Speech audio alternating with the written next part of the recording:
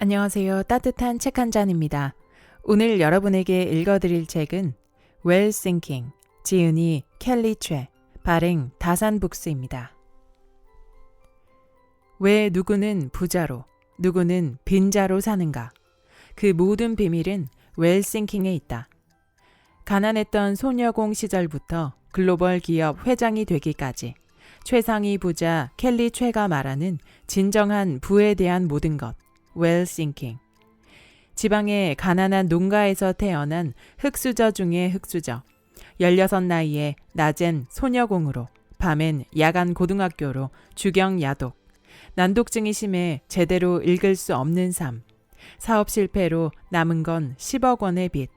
그런 그녀에게 어떤 희망이 있었을까? 차라리 죽는 게 더 낫다고 생각한 날들의 연속이었다. 하지만 몇 년 뒤 그녀는 6,000개의 일자리를 창출하고 세계 12개국 30개가 넘는 비즈니스와 계열사를 거느린 글로벌 기업 회장으로 다시 태어났다. 10억 원의 빚을 안고 파리의 샌느강에 몸을 던지려고 했던 그녀는 어떻게 영국 상위 0.1%의 부자에 꼽히고 인생의 대역전극을 이뤄냈을까? 그녀는 예전의 자신을 버리고 새로운 사람으로 재탄생하기 위해 뼈아프지만 스스로 실력이 부족했다는 사실을 솔직하게 인정했다.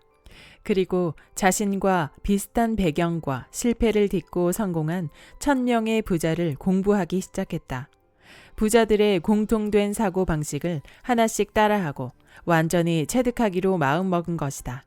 그녀는 부자들이 했던 방법을 그대로 따라하면 자신도 그렇게 될 수 있다고 믿었다. 믿음에서 그치지 않고 몸소 실천한 결과 5년 만에 100년을 일해도 못 이룰 거대한 부를 갖게 되었다. 이를 가능케 했던 것이 바로 부, 웰스의 생각, thinking, well thinking이다. 책의 일부에서는 인생의 밑바닥에서 싹튼 부의 씨앗이라는 주제로 누구에게나 부자가 될 씨앗이 있다는 메시지를 담고 있다. 단지 그것을 아직 발견하지 못했을 뿐, 이 책을 읽는 독자들이 자신만의 부의 씨앗을 찾을 수 있도록 돕는 한마디로 말하면 이론편이다. 2부에서는 부를 창조하는 생각의 뿌리, 웰싱킹이라는 주제로 부의 생각을 몸에 체득하기 위한 실천편이다.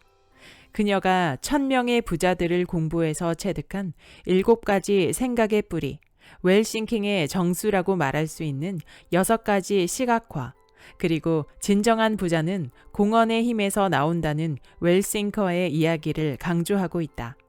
생각의 뿌리, 시각화, 웰싱커, 이 3가지를 삶의 완전한 변화를 일으킬 마중물이라고 힘주어 말한다. 사람들은 흔히 결과물만 보고 판단하고 쉽게 포기한다. 하지만 결과물이 산출된 뿌리를 온전히 내 것으로 만들 수 있다면 포기할 수 없게 된다. 부를 창조하는 생각의 뿌리를 제대로 내리면 절대 흔들리지 않는 삶을 살 수 있기 때문이다.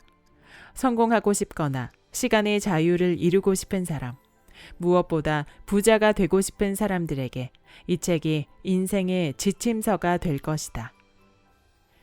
그럼 지금부터 본문 일부를 낭독해 드리겠습니다. 부자에 대한 르상티망이 있는가? 나는 사람들에게 부를 이룬 노하우를 전하면서 어떤 이유에서인지 돈을 악의 근원처럼 보는 사람이 많다는 걸 알게 되었다. 처음 돈보다 다른 무엇이 더 중요하다라는 말을 들었을 때에는 물질적인 삶을 지향하기 위한 도덕적인 처세라고 생각했다. 하지만 얼마 지나지 않아 나는 이것이 부자에 대한 르상티망에서 기인한 태도라는 걸 깨달았다. 르상티망은 약자가 강자에게 품는 증오, 복수, 격정, 질투, 분노 같은 게 뒤섞인 감정이다. 독일의 철학자 니체가 제시한 개념이며 내가 간단히 정의한 것보다 훨씬 더 폭넓은 의미를 담고 있다. 약자가 강자에게 갖는 시기심, 이에 대한 생각을 조금만 비틀면 새로운 관점으로 볼 수 있다. 그렇다면 약자는 강자가 되기 싫을까? 약자는 계속 약자로 남고 싶어 할까? 그렇지 않다. 시기심의 밑바탕에는 탐심이 있기 때문이다. 돈보다 행복이 중요하다. 돈보다 건강이 중요하다. 돈보다 가족이 중요하다 등처럼 돈보다 무엇이 더 중요하다는 글이나 말을 접할 때마다 나는 위태롭다고 느낀다. 삶은 갖가지 요소들이 균형을 이룰 때 비로소 안정을 느낄 수 있다. 돈만 많다고 행복한 것도 아니며 가족과 화목하다고 걱정이 없는 건 아니라는 말이다. 행복, 건강, 가족, 돈 등의 모든 요소를 골고루 갖춰야 한다. 그렇기 때문에 돈도 다른 요소처럼 중요하다. 당신에게도 부자에 대한 일상티망이 있는가? 돈이 많은 사람은 왠지 탐욕적이고 성적으로 문란할 것 같으며 법의 테두리 밖에서 사회를 조롱한다고 생각하는가? 특별한 이유 없이 부자에 대해 불쾌해하는 비합리성을 가지고 있는지 묻는 것이다. 그런 게 아니라면 다행이지만 있다고 해도 괜찮다. 감정은 일종의 학습이기 때문에 노력으로 충분히 개선할 수 있다. 그렇다면 부자에 대한 부정적인 시각은 어떻게 만들어질까? 생각보다 우리가 학습하는 방법은 놀라울 정도로 단순하다. 드라마, 영화, 음악, 뉴스 등을 통해 가장 많이 학습한다. 다양한 매체를 통해 접하는 부자의 부정적인 이미지들이 각인되는 순간 마치 돈을 악의 근원처럼 여기게 된다. 주변에 대업을 이뤄 부자라고 부를 만한 사람이 없어 표본이 없으니 그대로 수용하는 것이다. 정말 의아한 점은 그렇게 각인이 된 상태에서도 많은 사람이 부를 원한다는 사실이다. 부를 원하는가? 그렇다면 부자와 돈에 대한 위약적인 생각부터 떨쳐야 한다. 사실 당신도 부를 갖고 싶지 않은가? 속으로 부만 이룰 수 있다면 소원이 없겠다고 말하지 않았는가? 그렇다면 당신이 원치 않았는데도 학습된 부자와 돈에 대한 부정적인 관념을 모두 지워야 한다. 이번 기회에 경제적 자유를 누리겠다고 결심했다면 펜과 종이를 준비하고 다음 내 질문에 솔직히 답하라. 첫 번째 질문. 당신에게 부자란 무엇인가? 두 번째 질문. 당신에게 돈이란 무엇인가? 당신이 쓴 글을 다시 한번 보라. 부자와 돈에 대한 당신의 감정은 어떠한가? 어릴 적 돈에 대해 어떤 이야기를 듣고 자랐는가? 당신이 생각하는 부자의 이미지는 어떠한가? 누가 그런 이미지를 심어주었는가? 당신이 지금껏 봐왔던 켈리 최는 탐욕의 상징이라고 생각하는가? 나 또한 부자와 돈에 대해 그렇게 생각했던 적이 있었다. 하지만 웰싱킹을 통해 부정적인 굴레에서 벗어났다. 내가 생각하는 부자란 이렇다. 착한 사람, 남을 돕는 사람, 사랑할 줄 알며 사랑받을 줄 아는 사람, 존경받는 사람, 너그러운 사람, 열심히 살아온 사람, 친구가 되고 싶은 사람, 주변을 보살피는 사람, 지혜로운 사람, 사람을 살리는 사람, 자기 결정권이 있는 사람, 사회의 이익을 위해 앞장서는 사람, 동물을 아끼는 사람, 환경을 보호하는 사람. 내가 생각하는 돈이란 이렇다. 많아야 하는 것, 남을 도울 수 있는 수단, 있으면 편리한 것, 대부분의 해결책, 꼭 있어야 하는 것, 노력의 결과, 나눌 수 있는 것, 보람의 상징, 병을 고치게 해주는 것, 여유로움, 엄마에게 주고 싶은 것. 부자와 돈에 대한 내 생각이다. 부정적인 생각은 조금도 없다. 나의 잠재의식 속에 깃든 부자와 돈에 대한 긍정적인 생각은 지금 여기까지 나를 이끌었다. 만약 내가 부자와 돈에 대해 욕하고 저주하고 멸시하는 사람이었다면 지금의 켈리 최는 없었을 것이다. 나는 웰싱킹으로 돈에 대한 긍정의 가치들을 잠재의식 속에 투영했다. 돈 버는 것은 쉽고 재밌다. 돈은 착하고 행복을 부른다. 돈은 무한하다 라고 반복해서 말했다. 돈은 한정되어 있어서 나눠야 하며 내가 가지면 다른 사람의 몫까지 빼앗는 것이라고 생각하는 사람들이 있다. 이는 잘못된 생각이다. 부자들은 돈을 무한하다고 여기고 실제로도 그렇다. 부자다. 돈이 많다는 단지 결과일 뿐이다. 결과에는 반드시 원인이 있다. 원인의 본질은 생각이다. 나는 부자가 되기 위해 생각을 바꿨다. 웰싱킹 하기 시작했다. 생각이 감정을 부르고 감정이 행동을 부르고 행동이 결과를 불러온다는 사실을 잊으면 안 된다. 부자는 사기꾼, 욕심쟁이, 갑질하는 사람, 나쁜 사람이 아니다. 그렇게 행동한 몇몇 사람이 있었을 뿐이다. 건강과 사랑, 행복처럼 부도 중요하고 꼭 이뤄야 하는 것이다. 잠재의식 속에 숨어있는 부자와 돈에 대한 나쁜 의식을 모두 지워라. 이렇게 확언하는데도 내면의 부정적인 요소들을 잠재울 수 없다면 선언을 추천한다. 선언은 내가 먼저 말을 하고 실천하는 일이고 확언은 이미 일어난 일을 말로 되풀이하는 것이다. 예를 들어 나는 백만장자의 생각 파워를 가지고 있다 라고 확언하면 거짓말하지 마. 너는 백만장자가 아니잖아? 라는 말이 떠오를 수 있다. 그러니 나는 그런 사람이 아니지만 해낼 거라고 선언해야 한다. 부를 창조하는 웰싱킹의 힘이 잠재의식에 잘 뿌리 내리도록 정성을 다하라. 한치의 부정적인 생각도 허용하지 말고 한없이 긍정적인 태도로 선언하라. 선언할 때는 마치 그렇게 되고 있는 것처럼 상상하며 오감으로 느껴야 한다. 느껴지는 즉시 행복감을 표출해야 한다. 이 선언문을 매일 하루에도 몇 번씩 낭독하길 권장한다. 100일만 해도 당신의 현금 흐름이 아주 좋아질 것이다. 돈에 대한 내적 태도가 달라져 언행에 변화를 가져오기 때문이다. 아직도 부자가 되고 싶다면서 부자와 돈을 미워하는가? 그래도 괜찮다. 이제 막 시작했을 뿐이다. 부자들에게는 부자들의 착한 이야기가 잘 들려온다.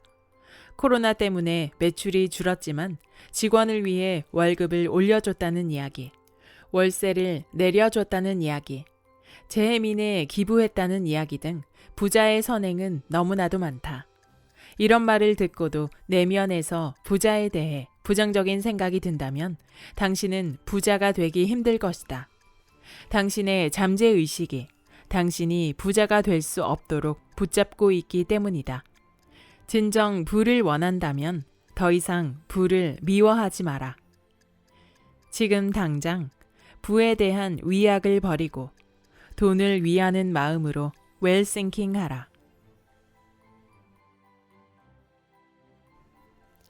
당신은 이미 성공의 불씨를 얻었다.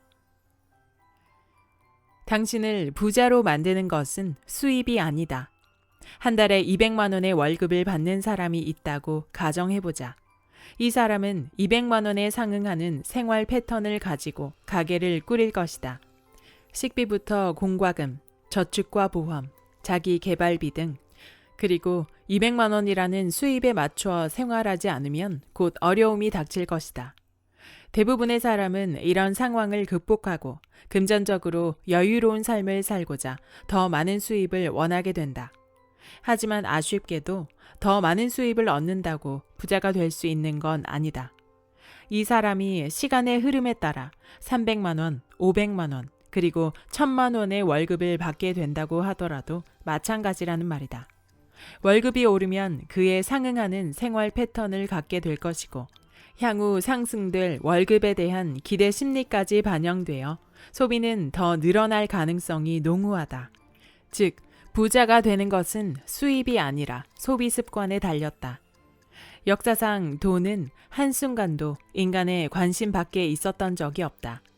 까마득한 아주 먼 옛날에도 잉여 산물이 물물 교환의 형태를 띠고서 화폐로 사용되었다. 지금은 또 어떠한가? 비트코인이라는 새로운 화폐의 등장과 주식에 대한 지대한 관심, 거기다 금에 다이아몬드까지. 인류의 역사는 돈의 역사라고 봐도 무방할 정도다. 다만 돈에 대한 관심은 어떻게 된 일인지 수입에만 초점이 맞춰진 듯하다. 사실 부자인지 아닌지는 생각보다 돈을 많이 버는 것과는 상관이 없다. 그 이유는 간단하다. 돈을 많이 벌면 많이 쓰기 때문이다. 진짜 부자인지 알기 위해서는 돈을 쓰고 남은 순자산이 얼마인지를 봐야 한다. 나는 한 달에 한 번 순자산이 얼마인지를 계산한다. 자산이 줄어들고 있는지 늘어나고 있는지를 객관적으로 살펴보고 소비와 지출을 통제하는 것이다. 순수 현찰과 지금 당장 현금화할 수 있는 자산이 얼마나 있는지, 회사의 운영자금을 제외한 자산과 수입과 지출의 차이를 계산해본다. 그런 의미에서 지출을 통제하는 게 부자로 들어서는 관문이라고 볼 수 있다. 좋은 차를 타고 명품 옷을 입어 부자처럼 보이는 사람들이 알고 보면 자산은 별로 없는 경우가 많다. 그들은 생활을 유지하기 위해 또 일을 해야만 한다. 가장 중요한 것은 저축하고 종잣돈을 만들어 돈을 불릴 만한 일에 투자하는 것이다. 당장의 욕구를 해소시키기 위해 함부로 소비해선 안 되며 또 소비 그 자체를 경제력과 자산으로 착각하면 안 된다. 대부분의 물건은 사는 즉시 값어치가 하락한다. 이 사실을 소비하기 전에 늘 상기해야 한다. 한 사람이 직접 노동을 통해 벌 수 있는 돈은 한계가 있다. 우리가 부라고 부를 정도의 재력은 대부분 돈을 벌 수 있는 시스템을 구축했기 때문에 가능한 일이다. 내가 돈을 위해서 일하는 게 아니라 돈이 나를 위해서 일하는 것이다. 고로 부의 시스템을 구축하려면 소비를 통제하여 절약해야 한다. 눈덩이를 만들려면 일단 눈을 뭉쳐야 하듯이 부를 쌓으려면 일단 뭉칫돈을 만들어야 한다. 그래야 굴릴 수 있고 크기를 키울 수 있다. 이것이 웰싱킹의 가장 기초적인 생각이다.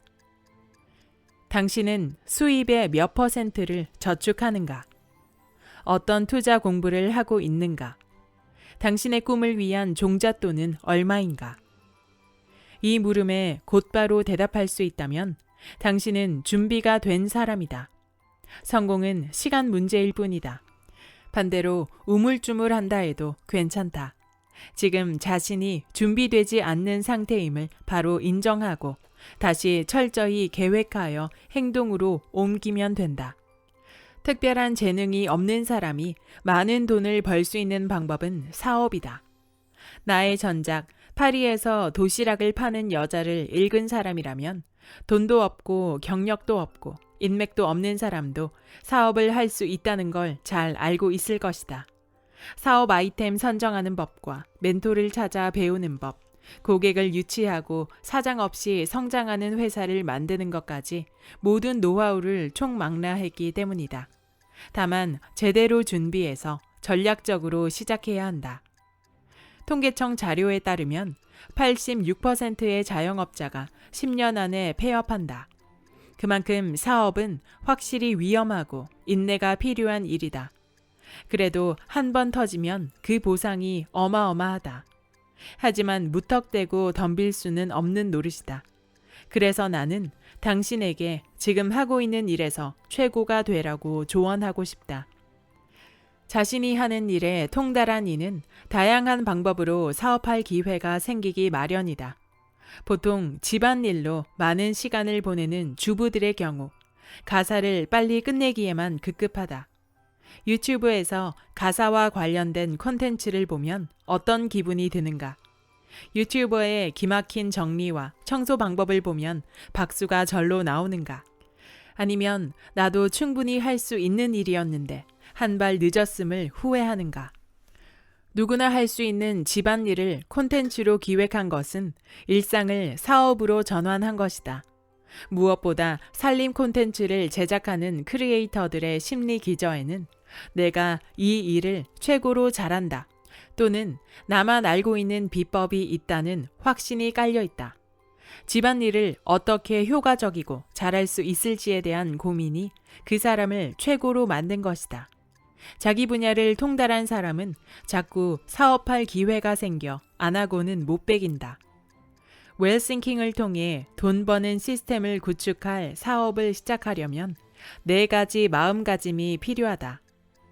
첫째, 당신을 부자로 만드는 것은 수입이 아니라 지출에 달렸다.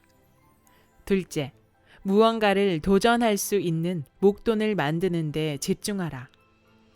셋째, 많은 돈을 벌 수 있는 방법 중 하나는 사업하거나 사업가에 투자하는 것이다. 넷째, 그러기 위해서는 먼저 현재 자신의 분야를 통달하라. 진정한 부를 이루기 위한 웰싱킹을 말하면서 나는 풍요로운 생각의 중요성을 계속 강조해왔다. 선한 영향력을 주는 부자가 되겠다는 생각은 행동을 이끄는 가장 본질적인 동력이다. 이 말은 곧 생각이 없다면 행동으로 이어질 수 없다는 말과 같다. 만약 지금 당신의 머릿속이 당장 행동하고 싶은 열망으로 가득하다면 당신은 이미 성공의 불씨를 얻은 것이나 마찬가지다. 하나의 불씨만 있다면 우리는 다시 일어설 수 있고 무엇이든 해낼 수 있다.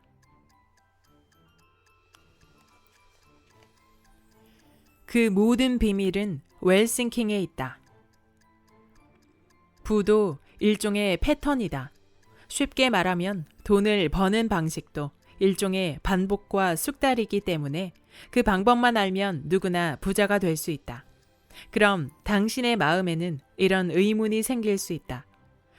그렇다면 왜 누구는 부자로 살아가고 누구는 빈자로 살아가는 건가요? 아주 좋은 질문이다. 부를 이루는 패턴이 있음에도 부자와 빈자로 나뉘는 이유는 단 하나다. 바로 부를 얻으려는 태도다. 부자는 부를 얻기 위한 과정에서 일어나는 모든 일을 수용하고자 한다. 좋은 일이 있으면 겸허하게 받아들이고 나쁜 일이 있으면 곧바로 자신의 태도를 고친다. 무엇보다 거저 얻으려고 하지 않는다. 하지만 일확천금의 요행을 꿈꾸는 사람에게는 돈이 따라붙질 않는다. 따라붙더라도 금세 도망가기 마련이다. 부를 얻기 위한 태도에 진정성이 없기 때문이다. 돈은 그런 사람을 단번에 알아차린다.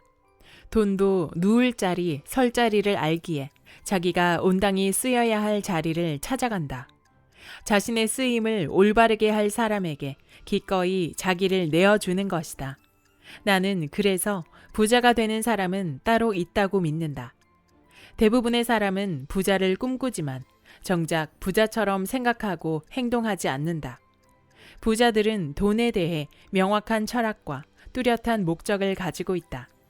돈을 단지 생존을 위한 도구로만 보지 않는다. 돈에 대한 거시적이고도 미시적인 관점을 두루 고민하며 왜 부자가 되어야만 하는지 자신만의 이유를 가지고 있다. 부자가 되는 일은 자갈길을 걷는 것과 같다. 돈에 대한 철학과 목적 없이 무작정 벌려고만 하면 언제라도 자갈에 걸려 넘어질 수 있다. 그러므로 돈에 대해 생각할 시간을 충분히 가져야 한다. 하지만 돈을 벌어야 할 찰나의 순간이 오면 생각을 멈추고 즉시 행동해야 한다.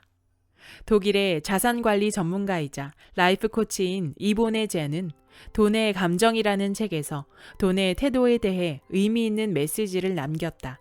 그녀는 백만장자부터 아르바이트생에 이르기까지 수만 명의 재정 상태와 근본적인 삶의 문제를 해결해줬다. 돈이 넉넉해도 늘 불안한 사람, 열심히 일해도 돈이 모이지 않는 사람, 돈을 써도 유쾌하지 않은 사람, 부자들을 질투하는 사람 등 다양한 내담자들을 상담하며 그녀가 내린 결론은 바로 이것이었다. 돈을 대하는 태도가 인생을 결정한다. 그녀는 부는 돈을 가장 귀하게 여기는 사람에게 흐른다라고 강조하면서 돈과의 관계를 잘 쌓아야 한다고 말한다. 돈을 하나의 인격체로 보고 연인을 대하듯이 사랑해야 한다는 것이다. 예를 들어 수입의 10%를 투자하기로 했으면 반드시 그 약속을 지킴으로써 돈과 신의를 다져야 한다. 또 특정한 소비 활동이 즐거움을 주지 않는다면 그 행동을 즉시 멈춤으로써 돈과 좋은 감정을 유지해야 한다. 이본의 젠의 돈에 대한 태도는 내가 웰싱킹에서 강조한 내용과 일맥상통하는 부분이 있다. 돈의 입장에서 볼 때 자신을 거저 얻으려는 자와 진정성 있게 다가오는 자 중에서 누구에게 마음의 문을 열겠는가? 당연히 후자를 택할 것이다. 자신을 단지 생존의 도구 정도로 치부하는 자와 가치를 알아주는 자 중에서 누구를 택하겠는가? 이번에도 후자에게 마음을 열 것이다. 어떤가? 당신도 이제 부자가 될 사람이 따로 있다는 사실에 동의하는가? 결론적으로 말하면 우리가 돈을 선택하는 게 아니다. 돈이 부자가 될 사람을 선택한다. 돈은 삶에서 중요하다. 돈과의 관계를 정립하지 않으면 돈 때문에 생기는 스트레스에서 자유로울 수 없다. 나에게 들어오지 않는다고 채근하고 무분별한 소비를 일삼으며 감정에 따라 마음대로 욕하고 손가락질한다면 과연 그런 당신을 돈이 선택하겠는가? 20세기 여성 패션의 혁신을 선도했던 프랑스의 디자이너 가브리엘 샤넬은 돈에 대해 이렇게 말했다. 세상에는 돈이 있는 사람과 부자인 사람이 있다. 웰싱킹을 실천할 당신의 목적이 단순히 돈만 있는 사람이어선 안 된다. 당신의 궁극적인 목적은 지속 성장하는 행복한 부자라는 사실을 명심하라. 자신이 왜 부자가 되고 싶은지 명확하게 알아야 한다. 내면의 밑바닥에 있는 공허함을 채우지 못하면 부자가 되어도 행복할 수 없다. 돈을 벌고 싶은 이유가 여러 가지일 수 있다. 하지만 내가 1000명 이상의 자수성가한 부자를 연구하고 만나면서 깨달은 것은 성장이 멈추면 행복하지 않다는 결론이었다. 돈도 있고 꾸준히 성장할 수 있을 때 행복할 수 있다는 점을 결코 잊지 말라. 무엇보다 선한 영향력을 가지고 공헌해야 오랫동안 행복을 유지할 수 있다. 부의 습관을 장착하기 위해 필요한 요소 중 하나가 강한 멘탈이다. 부를 이루고야 말겠다는 뜨거운 의지가 있다면 그 의지를 지속시킬 멘탈도 반드시 필요하다.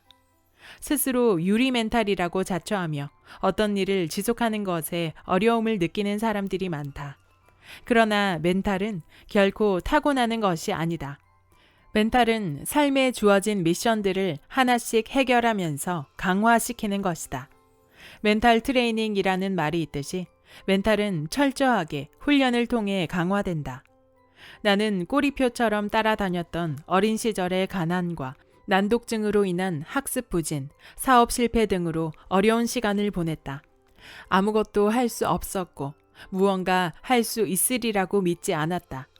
하지만 다시 일어서기 위해서는 나를 괴롭게 만들었던 경험을 끄집어내어 마주해야만 했다. 나는 고통스러웠던 시간에 멘탈 훈련을 적용했고 이제는 그 순간들이 내게 주었던 감정들이 더 이상 생각나지 않는다. 웰싱킹을 통해 어려움을 극복했다는 기분 좋은 감정만 남아있어 현재는 말로 표현할 수 없을 정도로 벅찬 감격을 느끼고 있다.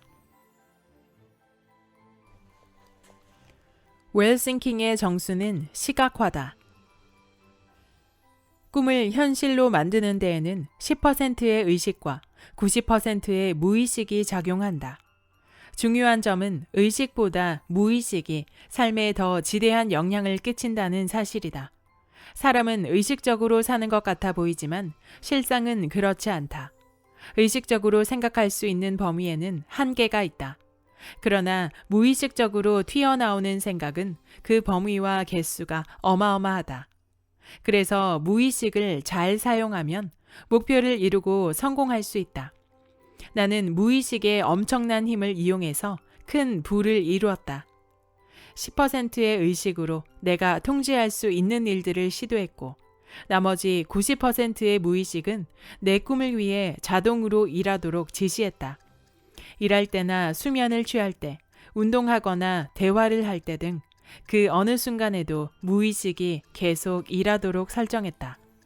크게 성공한 사람과 그렇지 않은 사람의 차이는 이 무의식의 세계를 어떻게 통제하느냐에 달렸다. 내가 이 사실을 깨달았을 때 놀랍게도 대성한 사람들은 이미 이 방법을 알아서 실천하고 있었다. 무의식은 의식이 몽롱한 상태에서 활발하게 일한다. 즉, 잠들기 직전의 10분, 그리고 아침에 눈 뜰 때의 10분 정도가 무의식의 시간이다. 이때 내가 이루고 싶은 것을 100번쯤 반복해서 말하는데 이것을 100일 이상 반복한다. 이렇게 무의식을 훈련시키면 당신의 꿈이 믿음이 되고 믿음은 곧 신념이 된다. 잘만 활용하면 잠재의식은 인생에서 더 많은 것을 성취할 수 있도록 도와주는 최고의 수단이 된다. 한편으로는 성공적인 인생을 위한 많은 도구들 중에서 가장 저평가된 도구이기도 하다. 마인드 파워, 생각 파워, 생각의 힘, 마음의 힘, 끌어당김의 법칙 등 여러 가지로 불리는데 그 중에서 나는 생각 파워, 웰싱킹이라고 부르고 있다. 그 중요성을 아무리 강조해도 부족한 웰싱킹은 성공적인 삶을 위해 가장 중요한 도구다.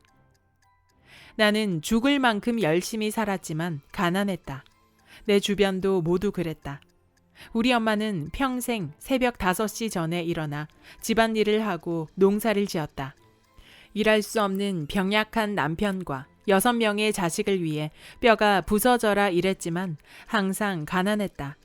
그 누구보다 열과 성을 다해 살았으나 가난에서 벗어나지는 못했다. 당신의 삶은 어떤지 궁금하다. 당신은 지금 열심히 살지 않아서 원하는 것을 가질 수 없었는가? 절대 그렇지 않을 것이다. 당신은 그 누구보다 치열하고 성실하게 살아왔을 것이다. 지금 이 순간 부를 창조하는 생각을 갖기 위해 이 책을 읽는 것만으로도 생의 의지를 알 수 있다. 당신은 충분히 열심히 사는 사람이다. 그러나 삶에 불을 스며들게 하려면 더 많은 것을 끌어당기며 똑똑하게 살아야 한다. 그 방법이 웰싱킹이다. 나는 웰싱킹을 삶에 철저하게 적용했고 그 결과 단 몇 년 만에 내가 원하는 모든 것을 이루었다.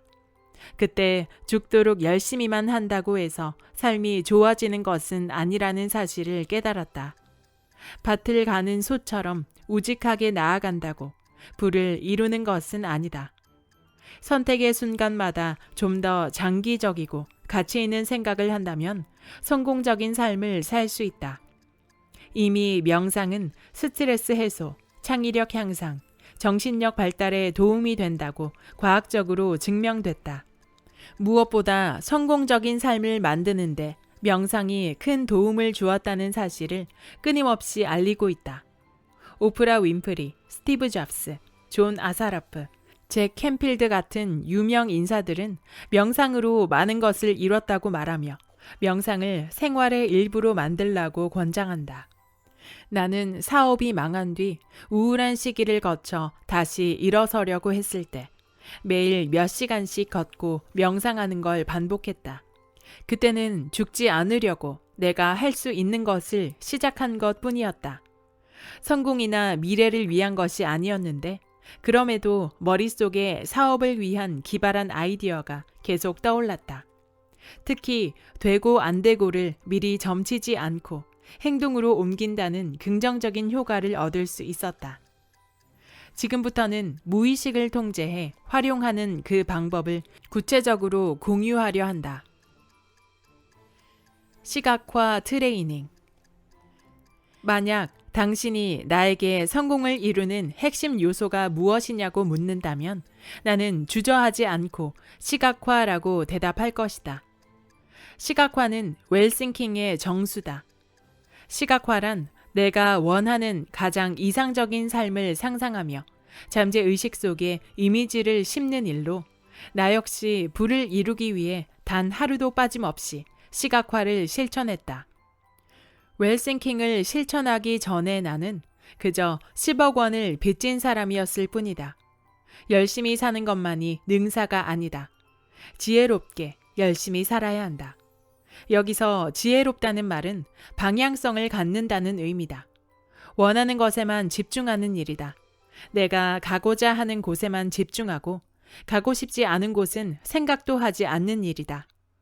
목표 달성을 위해 끈기가 중요하다고 계속 강조했다. 끈기는 완전히 몸에 배어 무라일체가 되었을 때 비로소 효과가 나타난다. 하지만 끈기를 갖는 게 어디 쉬운 일이던가? 왜 뜨거운 의지와 열망은 오래가지 못할까? 바로 잠재의식에 내재된 부정적인 생각 때문이다. 당신이 목표를 이루고자 한다면 잠재의식의 중요성을 배워야 한다. 인간은 3초마다 새로운 생각을 한다. 원하든 원하지 않든 3초마다 한 번씩 무의식이 생각을 올려보낸다. 잠재의식은 의식적인 생각보다 3만 배나 강한 힘을 가지고 있다. 무의식은 태어나서 보고, 듣고, 배운 모든 것을 기억한다.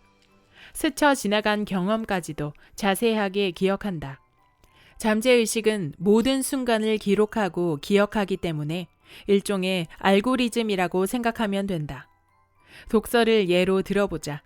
책을 읽고 나면 아무것도 기억에 남는 것 같지 않지만 결정적인 순간에 아주 중요한 역할을 할 때가 있다. 이게 의식적으로 떠올릴 수는 없지만 필요한 순간에는 떠오르는 잠재의식의 힘이다. 1%의 사람이 96%의 자산을 소유하고 있는 시대다. 이는 초능력이 아니다. 1%의 사람들은 끌어당김의 법칙, 생각 파워, 시각화, 심상화 등의 방법을 사용해 이를 가능하게 만들었다. 이는 성공한 사람들의 공통점이자 지혜롭게 열심히 산 사람들의 성공 비법이었다. 나는 공부도 못하고 잘난 것도 없고 가난했지만 이 방법만은 먹어버리겠다고 결심했다. 잠재의식의 알고리즘은 내가 원하지 않는 곳으로 나를 인도하며 삶을 좌지우지한다. 그렇기 때문에 우리가 진정으로 이루고 싶어 하는 것도 쉽게 포기하게 된다. 하지만 잠재의식의 알고리즘이 나쁜 것은 아니다. 이를 반대로 이용하면 성공의 훌륭한 도구가 될 수 있다. 3년 동안 단 하나의 목표에 집중하는 게 가능할까? 결론부터 말하자면 가능하다. 끈기를 가지고 집중하면 인간은 5년 안에 웬만한 목표는 다 이룰 수 있다. 그렇기에 지금 하는 일에 포기하고픈 마음이 생겼다면 처음의 의지를 망각했다는 뜻이다. 시각화의 핵심은 이 처음의 의지를 오랫동안 지속시키는 데에 있다. 나무늘보처럼 천천히 포기할 마음을 가져야 한다. 왜냐하면 중요한 순간에 다시 뜨거운 마음이 일어나기 때문이다. 잠재의식의 힘을 이용해 아주 즐겁게 꿈을 향해 가야 한다. 시각화가 중요한 이유는 잠재의식 속에 갇힌 잘못된 정보를 정화시키기 때문이다. 우리는 의식적으로 살아간다고 믿지만 사실 잠재의식의 알고리즘에 지배받고 있다. 그래서 잠재의식에 심어져 있는 잘못된 심상들을 지우는 작업을 해야 한다. 어디 아프니? 라는 말을 친구에게, 같이 일하는 동료에게, 그리고 저녁에 또 다른 사람에게 반복해서 듣게 되면 그 순간부터 정말 아프기 시작한다. 생각보다 엄청 빠른 속도로 거짓된 정보가 잠재의식 속에 박히는 것이다. 사람은 3번만 실패해도 절대 성공할 수 없을 것이라고 생각하게 된다. 잠재의식의 알고리즘이 지속적으로 부정적인 정보를 투영했기 때문이다. 인간의 가능성에 대해 논할 때 말뚝에 묶인 어린 코끼리 비유를 많이 든다. 어린 코끼리 한 마리가 말뚝에 묶여있는 모습을 상상해보라. 어린 코끼리는 자유라는 본능 때문에 몇 번이고 벗어나려고 시도했을 것이다. 하지만 자기보다 강한 말뚝 때문에 나는 벗어날 수 없어.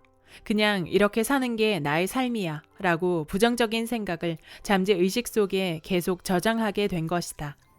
결국 어린 코끼리는 어른이 되어 말뚝을 뽑고 남을 만큼의 힘을 갖고도 그것을 절대 뽑을 수 없다고 생각하게 된다.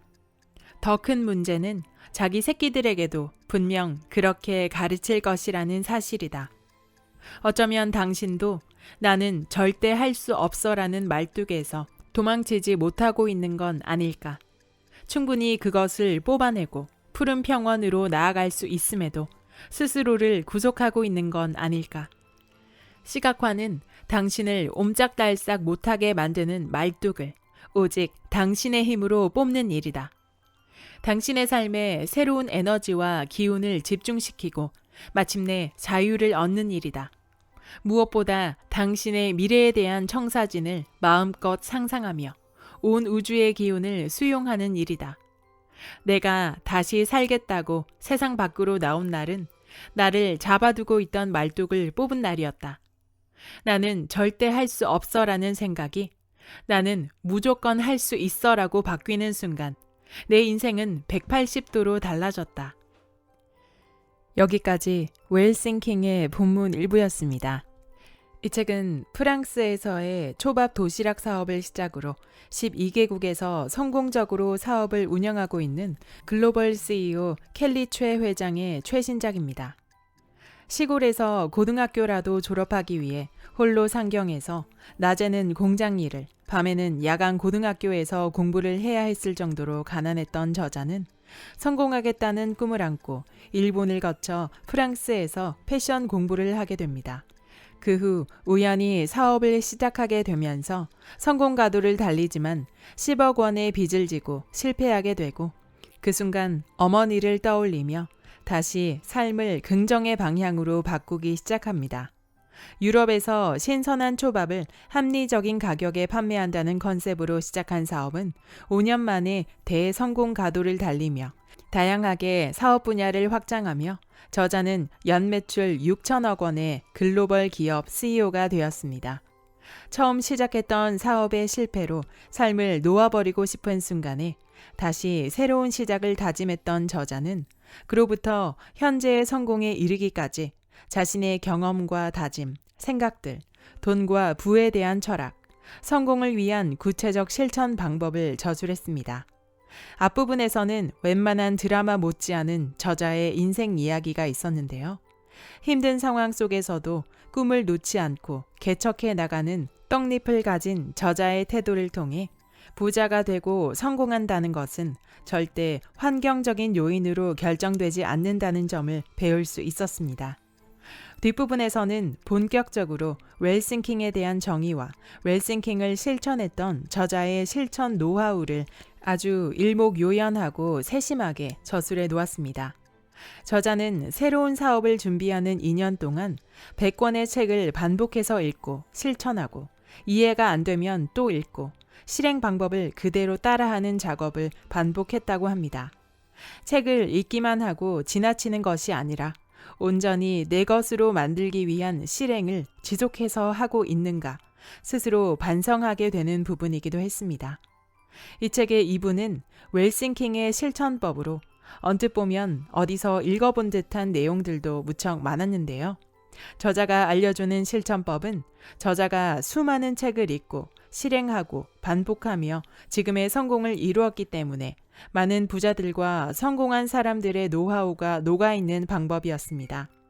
또한 기업을 경영하는 CEO이기 때문에 기업 경영이나 리더십 관련 서적까지 아우르는 통찰을 전달하고 있어서 넓은 범위에서의 안목을 배울 수 있는 책이었습니다.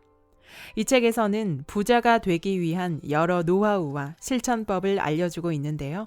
제가 느낀 웰싱킹의 가장 핵심이 되는 주제는 선한 영향력이었습니다. 즉, 다른 사람을 이롭게 해주고 잘 살게 해주려는 생각과 실천이 곧 부를 데려온다는 것입니다. 제가 자주 낭독해드렸던 사이토 히토리의 저서와도 연결되는 내용입니다. 이 책은 모든 성공 공식의 집약서 같은 책입니다. 성공의 결과물을 그대로 보여주는 켈리 최 회장의 이야기이기에 더욱 신뢰 100%의 책입니다. 오늘부터 단 한 가지라도 제대로 실행해 보려 합니다. 여러분에게도 인생의 값진 책이 되길 바랍니다. 구독과 좋아요와 댓글은 큰 힘이 됩니다. 다음 영상에서 만나요.